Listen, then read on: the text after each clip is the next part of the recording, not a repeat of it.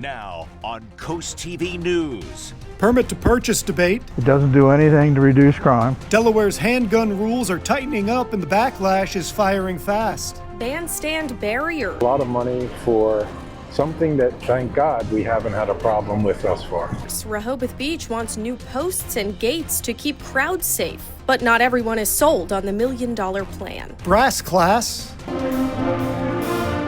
A jazz legend stops by a Lewis school. He left students feeling inspired. This is CoastTV News at 6. Gun laws changes on the way for the first state if you want to buy a firearm. Good evening. I'm Christina DeRobertis. And I'm Charlie Sakaitis. Welcome to our News at 6. We begin tonight by looking ahead to new gun regulations. Starting November 16th, there are new rules to follow for anyone who wants to buy a handgun. Firearm safety courses, fingerprints, and photographs, and you still need to pass a background check. Now, even though this law passed about a year ago, the reactions are ramping up as the rule is about to go live.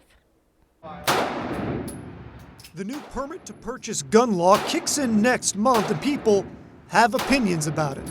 I think it's useless. I think it's okay. Under the new law, which takes effect November 16th, anybody looking to buy or transfer a handgun in Delaware will need to get a permit, but that's controversial. It's an impediment. It doesn't do anything to reduce crime. Jeff Haig is the president of the Delaware State Sportsman Association. He's been pushing back on this plan since the day it was signed about a year ago.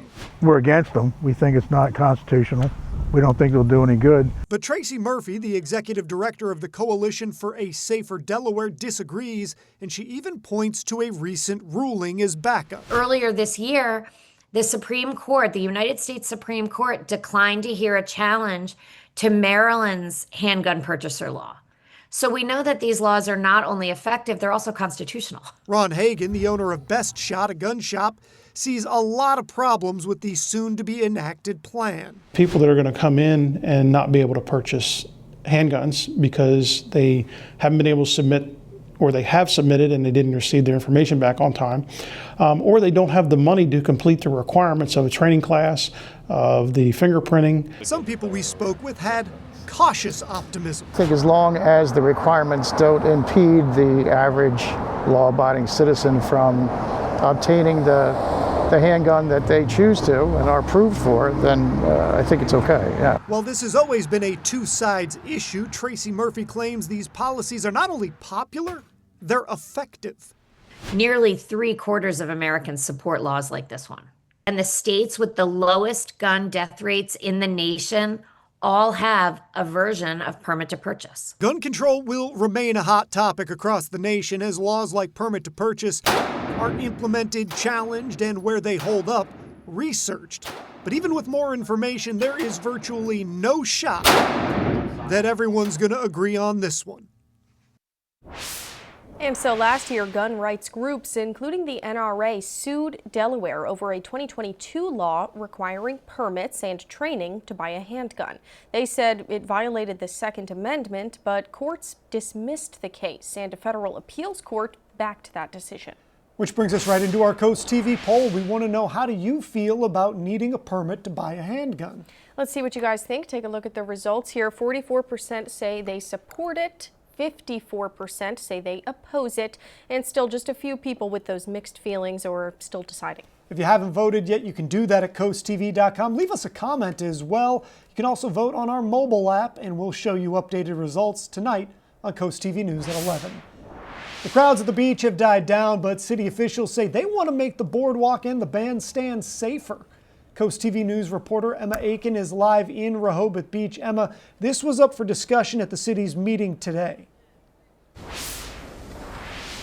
Charlie, here in Rehoboth Beach, you can see just how close the bandstand is to the road over here that's usually open right now with no barriers. But just this afternoon, the city decided to go ahead and award a contract to buy the materials for these barriers and get the security project moving. The city wants to add 32 bollards on Rehoboth Avenue around the bandstand and 35 of the same posts at the boardwalk. 2 swing gates to close off traffic during events are also in the city's plans. The city says the price tag for the security program is $1.1 million. And some people we spoke with say barriers to limit driving around the circle are a good idea. So at least during the summertime when they have all those concerts, it gets very crowded in that area and not safe for pedestrians if you're not being careful and looking before you cross over. And to talk about the timeline of this project, the city says the barriers will be up just in time for the busy summer season, expected to be complete in the middle of May. Reporting live in Rehoboth Beach, Emma Aiken, Coast TV News. Conversations continue today in the same Rehoboth Beach meeting about Clear Space Theater Company potentially going into the city. The mayor and commissioners approved a motion to draft a letter of intent to the theater, including 16 of the 20 points approved at the October 6th meeting for an agreement. Now, the agreement proposes that the city and the theater have a public-private partnership with a 30-year lease agreement on Christian Street. Now let's take a live look into Rehoboth Beach. A nice sunset over the ocean there. Our first alert meteorologist Bob Trahey joins us now with a look at our forecast.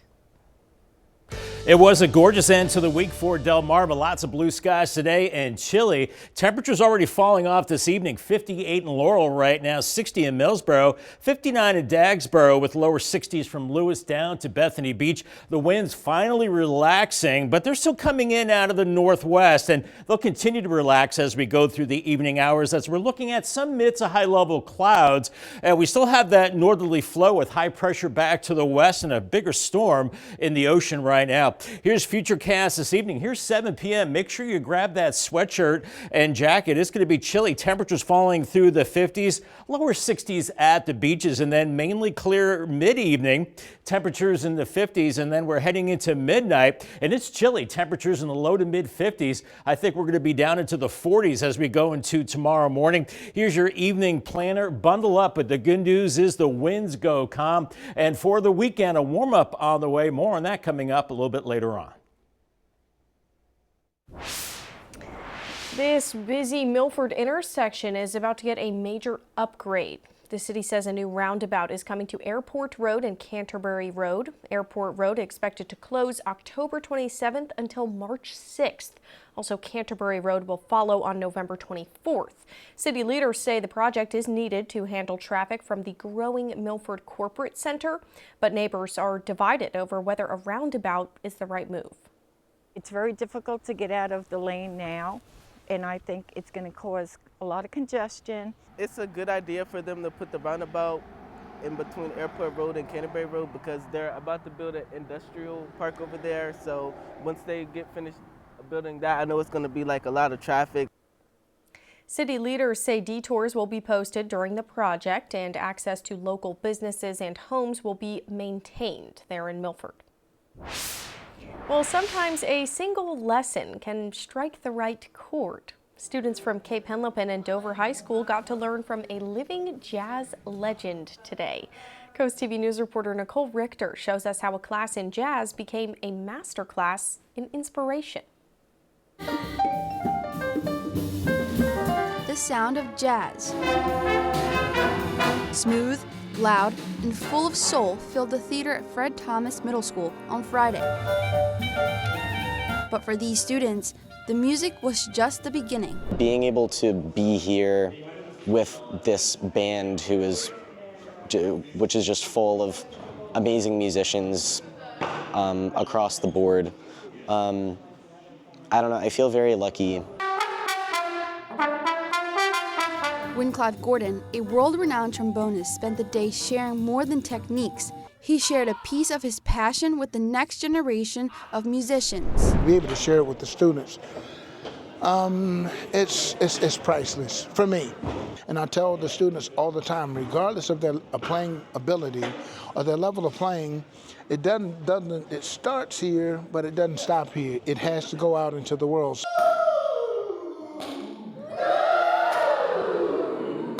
The session gave students a chance to jam with a professional ask questions, and experience jazz in a way they'll never forget. Seeing him right here, giving us advice, playing with us, it's insane. It feels awesome. 1, 2, 3, and. Chris Burkhart, the band director for Cape Henlopen, says this kind of connection is what music education is all about. It's incredible. I mean, I'm starstruck when I get to work with him. I think he's the greatest living jazz trombone player. He's amazing. And while today's clinic may be over, students are leaving with more than just music tips. They say they'll be taking this experience into their future performances. In Lewis, I'm Nicole Richter, Coast TV News. Now to Georgetown. The town is hosting a community cleanup event this Saturday. Everyone's invited. Registration starts at 9 a.m. followed by the cleanup from 10 to noon. And after that, it's time to celebrate with a cookout and a community gathering. Georgetown says disposing of things like furniture, mattresses, appliances, also wood scraps, fencing, rugs, and carpeting, they're all accepted. The day your feathered friends have been waiting for. It is Bird Seed Pickup Day. The Friends of Cape Henlopen State Park hosting the event on Saturday from 10 a.m. to noon. You can swing by the park's maintenance garage, load up your car, and stock up on all the snacks that your backyard birds will love this winter. Love that. Well, the Salisbury Fire Department hosted a refresher for its first responders this week. You can see here paramedics practicing what the department says are new life-saving techniques. And we are just getting started. In sports, the upcoming Salisbury Stakes season is going to look a lot different this year. We'll tell you about the shift. We're seeing a beautiful sunset on the Gutter Helmet Cam in Ocean View. Another chilly night. We've got a weekend warm-up on the way. Maybe some rain chances later Sunday. Your full forecast coming up in a few minutes. But first, we have cute, creepy, and cool things to do this weekend, and you don't have to leave the coast to find them. We'll have all those cool things when we're back in just 60 seconds. Well, we promised you cute, creepy, and cool this weekend, and that's what we've got for you. We're going to start with cute in Rehoboth Beach this weekend. It's Bark on the Boards. Brandywine Valley SPCA hosting the event, which includes a dog diving competition, also a costume contest, and plenty of adoptable pets there. And now for the spooky Hudson Fields in Milton. It's going to be taken over by zombies. On Saturday night, it's Milton's Zombie Fest, and this year's theme is apocalypse. There's freak shows, food trucks, and more. Or you can head to Houston on either weekend day or both days for the Delmarva Folk Fest. It's a musical event, of course, but there's crafting and family-friendly activities. You can find all of the details about all of these events over on CoastTV.com. Just click on Cool Things to Do. And coming up next, Bob Trihey is in our Coast TV First Alert Weather Center. He has your full forecast after this.